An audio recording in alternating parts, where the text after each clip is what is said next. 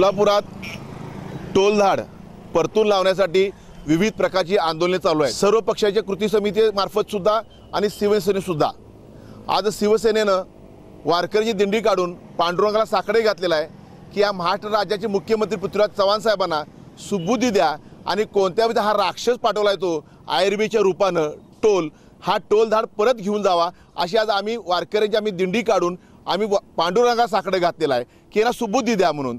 त्याचप्रमाणे जिल्हा पोलीस प्रशासन जाहीर करणं गरजेचं आहे की तुम्ही खाजगी कंपन्याचा तुम्ही बंदोबस्त देणार असाल तर न्यायालयाचा तुम्ही अवमान करू नका, आम्ही सुद्धा करणार नाही आहे।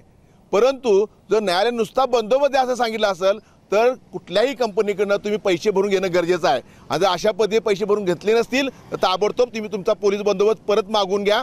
आणि विशेषतः महिलांसाठी तिथं पोलीस असल्या बंदोबस्तासाठी जर कुठल्या सुविधा नसतील त्याचा तुम्ही गांभीर्याने विचार करा।